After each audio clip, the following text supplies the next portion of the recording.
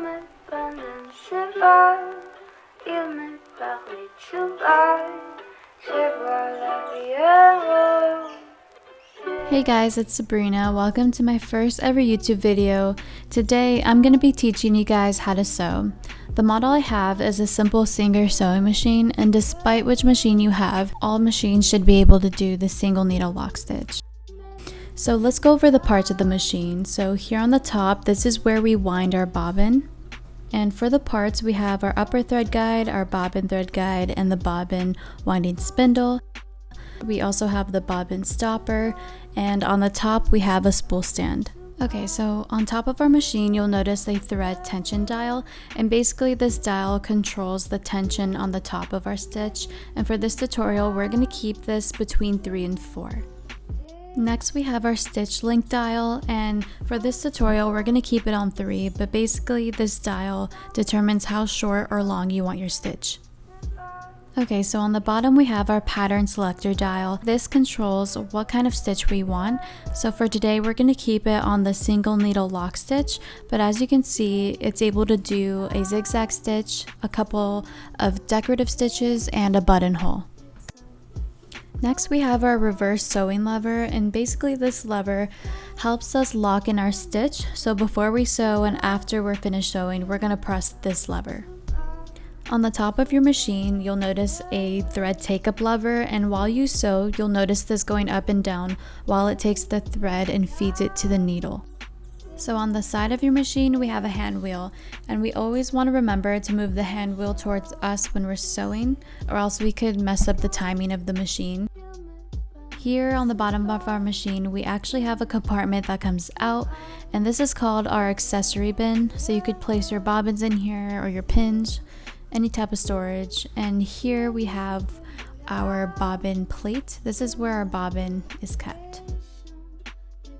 All machines also come with a pedal, and this is what's really going to drive the machine forward. So the more pressure you put on the pedal, the faster the machine will go. Here we have the needle, the presser foot, and the needle plate. Depending on what fabric you're using, it determines what kind of needle you're going to use. The presser foot keeps the fabric in place, and the needle plate is a guide for your seam allowance. On the back of your machine, you have a presser foot lever, and this is what's going to control how the presser foot moves, so it could either come up or down. Just remember, when you're ready to sew, the presser foot is always face downwards. Okay, so the first step I like to start with is threading my bobbin, and this is what a bobbin looks like. And basically bobbins hold the thread that go below the needle. So this is the thread for the backing of your stitch. And after I show you guys how to wind a bobbin, we're gonna put it in a bobbin case, and this helps form the overall stitch. It's not focusing. There we go. So here's an overall look of how a bobbin is winded. We're going to place the thread on our upper thread guide, and then we're going to follow number 2, which is to put the thread around the tension disc and make sure the thread is secured tightly. So we're going to take our bobbin, and if you notice there's an opening on top of that.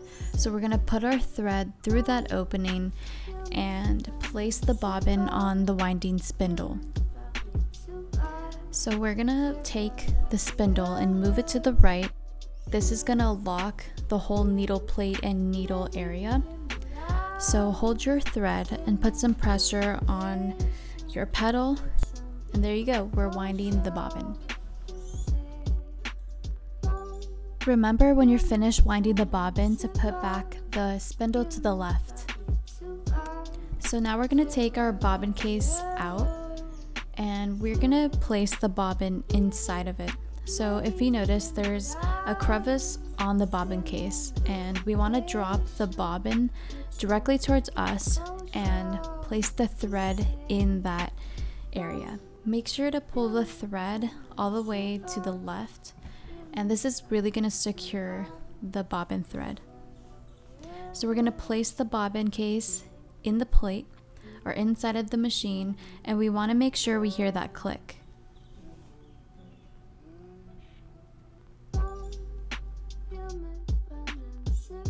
Alright, so my sewing machine actually came with a thread holder right here, but this is more for smaller cones, and I recommend getting a thread stand if you're sewing with larger cones. And this is such a lifesaver because there's been so many times where I'm sewing and the thread cone just goes everywhere, and sometimes it just messes up the stitching.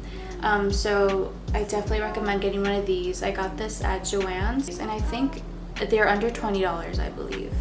But yeah, just a tip. So now we're gonna thread the upper part of the machine, and I love this machine because it's numbered and it has arrows on it. So we're gonna follow steps 1 through 5 and just follow the direction of the arrows. So if you notice, there's a lever on top of the needle, and we want to put the thread around that. And when we thread the needle, we're gonna put the thread from the front to the back.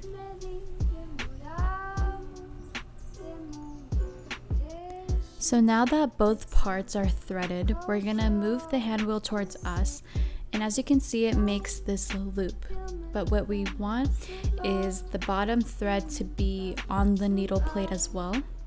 So we're gonna turn our hand wheel one more time, and as you can see, it's gonna make another loop.